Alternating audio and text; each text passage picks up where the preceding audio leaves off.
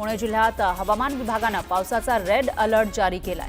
पुणे जिल्ह्यातील सर्व तालुक्यात पुढील काही तासांमध्ये मुसळधार पावसाचा अंदाज आहे, तर जिल्ह्यामध्ये अनेक ठिकाणी वादळी वाऱ्याचाही अंदाज वर्तवण्यात आलाय। खेडमध्ये झालेल्या मुसळधार पावसाने सखल भाग जलमय झाले, तर महामार्गाच्या कामात पावसामुळे व्यत्यय येतोय। हवामान विभागाने 23 मे पर्यंत रत्नागिरी जिल्ह्याला ऑरेंज अलर्ट दिलाय। इंदापूर तालुक्यामध्ये गेल्या 4 दिवसांपासून झालेल्या पावसामुळे भाजीपाल्याचं मोठं नुकसान झालंय। कांदा, काकडी, भाजीपाला या पिकांना फटका बसल्याने शेतकरी हवालदिल झालाय। कोल्हापूरच्या शिरोळमध्ये अवकाळी पावसाने जोरदार हजेरी लावली, यामुळे राजापूर बंधारा पूर्णपणे पाण्याखाली गेलाय आणि कर्नाटककडे जाणारी वाहतूक ही ठप्प झाली आहे, त्यामुळे वाहनधारकांना फटका बसलाय। नागपूर जिल्ह्यात अवकाळी पावसाने जोरदार हजेरी लावली। पावसामुळे संत्री पिकाचं मोठं नुकसान झालं आहे, यामुळे संत्रा उत्पादक शेतकऱ्यांचं नुकसान झालंय। वाशिम शहरात अवकाळी पावसाने जोरदार हजेरी लावली, यामुळे रस्त्यांवरील खड्ड्यांवर मोठ्या प्रमाणात पाणी साचलं आणि वाहनधारकांना अडचणींचा सामना करावा लागला। सिंधुदुर्गच्या आंबोली घाटामध्ये दरड कोसळली। दरड कोसळल्याने वाहतूक विस्कळीत झाली होती। सुदैवाने यामध्ये कोणतीही जीवितहानी झाली नाही। मान्सून पूर्व पावसाच्या पार्श्वभूमीवर संभाजीनगरमधील प्रशासन यंत्रणा सज्ज झाली आहे।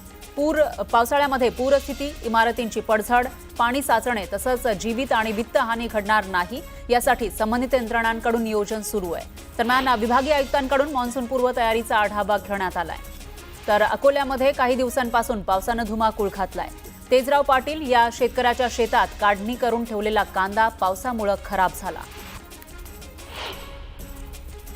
बुलढाणा जिल्ह्यामध्ये पावसाने शेतकऱ्यांचं अतोनात नुकसान झालेलं आहे। संबंधित कर्मचाऱ्यांना तात्काळ आदेश देऊन नुकसानीचे पंचनामे करून शासनामार्फत मदत करावी अशी मागणी शेतकऱ्यांनी तहसीलदारांकडे केली आहे। ठाण्याला मुसळधार पावसाने झोडपून काढलंय। बागळे इस्टेट या परिसरात भिंत कोसळली, त्यामुळे अनेक वाहनांचं नुकसान झालं, तर लोकमान्य नगरमध्ये मोठं झाड पडलंय। सुदैवाने यामध्ये कोणीही जखमी झालेलं नाही। रत्नागिरीमध्ये सकाळपासून रिमझिम पाऊस सुरू आहे। पावसाने वातावरणात गारवा निर्माण झालाय। उकाड्याने हैराण झालेल्या नागरिकांना दिलासा मिळाला। बीड जिल्ह्यामध्ये अवकाळीचा कहर सुरूच आहे। गेल्या 8 दिवसात पावसाने 50 हेक्टर क्षेत्रावरील पिकांचं नुकसान झालं, तर वीज पडून 4 जणांचा मृत्यू झाला।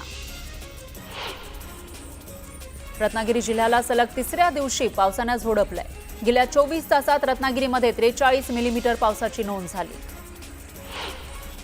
पावसामुळे दक्षिण सोलापूर तालुक्यातील आंबा पिकांचं मोठं नुकसान झालं। मनगोळी गावात पावसामुळे एकाच शेतकऱ्याच्या 250 ते 300 केसर आंब्याच्या झाडांना फटका बसला। मुसळधार पावसाचा फटका मुंबई गोवा महामार्गालगत असलेल्या पावशी भुकटेवाडी इथल्या घरांना बसलेला आहे। सर्व्हिस रोडवर गटार नाहीये, त्यामुळे पावसाचं पाणी महामार्गालगतच्या घरांमध्ये घुसलंय आणि मोठ्या प्रमाणात नुकसान झालंय। बदलापुरात पावसाने चांगलाच झोडपून काढलेला आहे। मुसळधार पावसामुळे बदलापुरातील बाजारपेठेतील रस्ता पाण्याखाली गेला। बाजारपेठेतील नाले अरुंद आहेत, त्यामुळे नाल्यातील पाणी रस्त्यावर आलं आणि दुर्गंधी पसरली।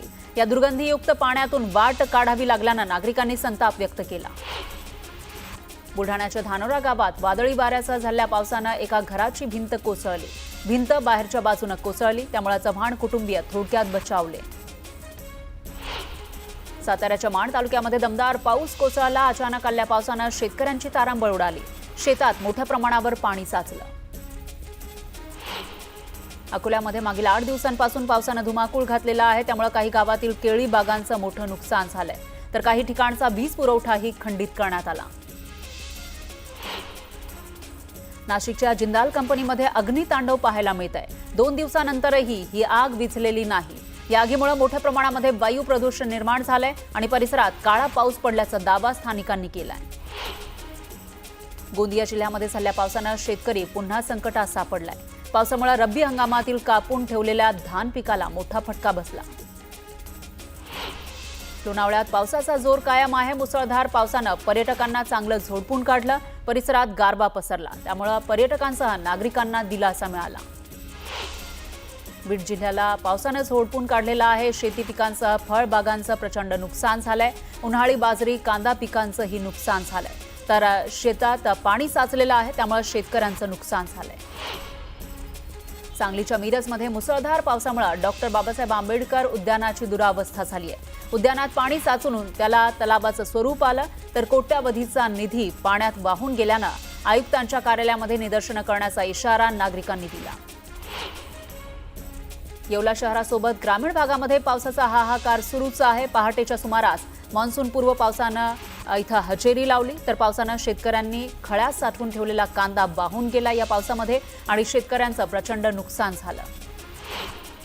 अहिल्यानगर MIDC मधील एका कारखान्यातून सीना नदीपात्रामध्ये सोडण्यात आलेलं घातक आणि विषारी रसायनामुळे मोठ्या प्रमाणावर मासे मृत्युमुखी पडलेत.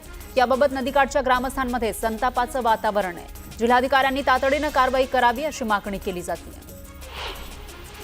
जळगाव शहरातील 103 इमारती धोकादायक बनल्या, त्यामुळे 24 तासात या इमारती खाली करण्याची नोटीस महापालिकेनं बजावली आहे. 2 वर्षांपूर्वी इमारत दुर्घटना घडली होती, त्यामुळे पुन्हा अशी घटना घडू नये यासाठी प्रशासन अलर्ट मोडवर आलंय. अकोला जिल्ह्यात ड्रोन, एअरक्राफ्ट, पॅराग्लायडर आदी साधनं वापरण्यास बंदी घालण्यात आली आहे. सार्वजनिक शांतता आणि सुरक्षितता राखण्याच्या दृष्टीनं हा निर्णय घेण्यात आलाय. हे आदेश 3 जूनपर्यंत लागू राहणार आहेत. सांगलीतील शिराळा तालुक्यातील अंतरी बुद्रुक इथं विषबाधा झाल्यानं 9 दुभत्या गायींचा मृत्यू झाल्याचा प्रकार समोर आला. 17 पैकी 8 गायी गाभण होत्या, त्यामुळे त्यांना वेगळं पशुखाद्य दिल्यानं त्या सुरक्षित आहेत. शेतकऱ्यांना नुकसान भरपाई द्यावी अशी मागणी केली आहे. पुण्यातील गोयलगंगा सिंहगड रस्त्यावर पाण्याची पाईपलाईन फुटली, त्यामुळे हजारो लिटर पाणी वाया गेलं. नागपूर जिल्ह्यातील वलनी रेती घाटावर तलाठ्यांच्या गाडीची तोडफोड करण्यात आली. 2 वाहनांची तोडफोड केल्यानं अज्ञाताविरोधात गुन्हा दाखल करण्यात आला. चंद्रपूर जिल्ह्यामध्ये वाघाच्या हल्ल्यात एका व्यक्तीचा मृत्यू झाला. त्याचा पुतण्या हा गंभीर जखमी झालाय. तर मागील 13 दिवसामध्ये वाघाच्या हल्ल्यात 9 जणांचा मृत्यू झालाय आणि 2 जण गंभीर जखमी झाले. आदिशक्ती मुक्ताबाईंच्या 728व्या अंतर्धान समाधी सोहळ्यानिमित्त संत मुक्ताबाई मंदिरात महापूजा आणि आरती करण्यात आली. यावेळी 1 क्विंटल 20 किलो आंब्याची आरास करण्यात आली. पूर्णा नदीवरील पुलाच्या कामासाठी ठेकेदाराकडून मुरुम टाकण्यात आला आहे. मात्र पावसाळ्यापूर्वी धरणाच्या पाणलोट क्षेत्रामध्ये टाकलेला मुरुम हटवण्याची नोटीस पाटबंधारे विभागानं संबंधित विभागाला बजावली आहे. ऑपरेशन सिंदूर नंतर रॉचे अधिकारी बीड जिल्ह्यात आले. केंद्र सरकारनं अंतर्गत सुरक्षेचा आढावा घेण्यास सुरुवात केली आहे. मराठवाड्यामध्ये संभाजीनगर, बीड, परभणीमधील व्यक्तींना यापूर्वी दहशतवादी कारवायांच्या गुन्ह्यात अटक झाली होती, त्यामुळे रॉचे अधिकारी तपास करतायत. पावसाळा सुरू होताच मिरजमध्ये नालेसफाईचं काम युद्ध पातळीवर सुरू झालंय. नाल्यावर अतिक्रमण करणाऱ्यांना महापालिका प्रशासनानं नोटीस बजावली आहे.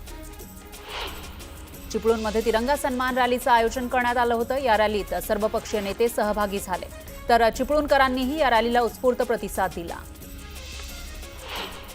नांदेडमध्ये शिवसेनेकडून तिरंगा रॅली काढण्यात आली. भारतीय सैनिकांच्या समर्थनार्थ या रॅलीचं आयोजन केलं होतं. दरम्यान मोठ्या संख्येनं नागरिकांनी यामध्ये सहभाग घेतला. बारामती नगर परिषदेच्या वतीनं फेरीवाले पथविक्रेते यांच्यावर कारवाई सुरू आहे. त्यामुळे पथविक्रेत्यांनी नगर परिषदेविरोधात कारभारी चौकात ठिय्या आंदोलन केलं. सोन्याच्या भावात सातत्यानं वाढ होतीये. मागील 8 दिवसात सोन्याच्या दरात 4,000ची वाढ झाली. सोन्याचा भाव जीएसटीसह 98,800 रुपयांवर गेला, तर चांदीचा भाव जीएसटीसह 1,03,000वर गेला. जळगावमध्ये आदिशक्ती मुक्ताईचा अंतर्धान समाधी सोहळ्याचं आयोजन करण्यात आलं. यावेळी सोहळ्याला दर्शनासाठी वारकरी संप्रदायातील लोकांनी मोठी गर्दी केली. वैष्णवीचं बाळ कसपटे कुटुंबियांकडे सुपूर्द करण्यात आलंय. बाणेर हायवेवर एका अज्ञातानं आजोबा अनिल कसपटे यांच्याकडे बाळ सोपवल्याची माहिती कसपटे कुटुंबियांनी दिली. हगवणे कुटुंबातील मोठी सून मयुरीला सुद्धा मारहाण करण्यात आली होती. दीर शशांक आणि नणंदेकडून तिचा छळ केला जात होता. या मारहाणीचे फोटो आणि व्हिडिओ समोर आले. सर्वाधिक छळ नणंदेकडूनच करण्यात आल्याचं मयुरीनं सांगितलंय. लग्न झाल्यानंतर 6 महिन्यांनी दीर शशांक आणि नणंदेकडून छळ सुरू होता असं मयुरीने सांगितलंय. वैष्णवी मृत्यू प्रकरणी कठोर कारवाई केली जाईल. या प्रकरणाची सखोल चौकशी केली जाईल असं आश्वासन मुख्यमंत्री फडणवीसांनी दिलं.